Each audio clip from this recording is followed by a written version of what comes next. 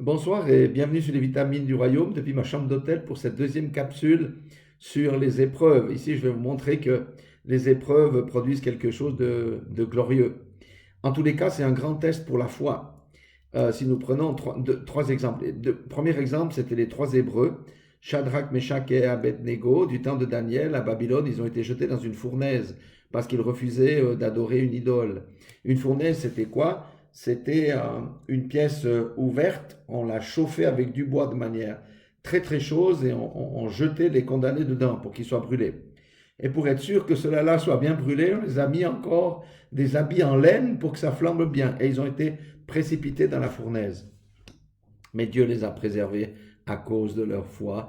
Et ensuite, ils ont eu des positions très hautes dans le royaume. Un autre exemple, c'est Daniel qui a été jeté dans la fosse aux lions à cause de sa foi. Il n'a pas renoncé. Quelle fut la destinée de Daniel? Il a été le numéro 2 du royaume, juste après le roi tout-puissant. Alléluia. Mais il y a un autre homme qui a subi des choses très difficiles sur la durée par la maladie, c'est Job. Job était l'homme le plus riche. C'était le milliardaire d'aujourd'hui, Job. Il avait tout, tout, tout. Il pouvait recevoir des gens, faire des grandes fêtes. C'est un homme très religieux. Il avait tout. Et du jour au lendemain, il s'est retrouvé sans rien. Euh, Ses fils sont morts, ses serviteurs sont morts, il a perdu ses biens, il y a eu des incendies sur ses biens, etc. Et en plus, il a eu une maladie, un ulcère malin de la tête jusqu'aux pieds. Et pour finalement, au lieu d'être dans une maison à donner des ordres, à faire du bien aux autres, il s'est retrouvé assis sur un tas de fumier à se gratter avec un tesson de bouteille euh, ses ulcères. Et sa femme lui a dit, mais maudit ton Dieu et meurs. Job, il a dit, je ne ferai jamais cela, mon Rédempteur est vivant. Amen. Il a persévéré. Alors que sa femme, elle a vu tout ce qu'elle avait perdu. Job n'a pas regardé à ça.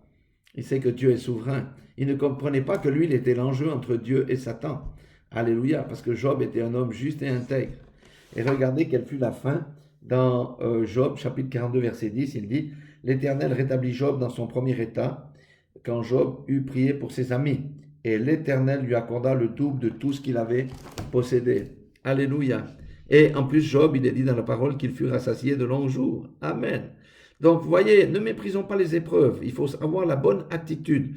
La bonne attitude, c'est jamais lâcher la main de Dieu. La bonne attitude, c'est s'accrocher à la parole de Dieu qui dit que j'ai une porte de sortie pour toi. Je ne t'oublierai jamais, je ne te délaisserai jamais. Voilà la porte de sortie. Et dans l'épreuve, on regarde devant.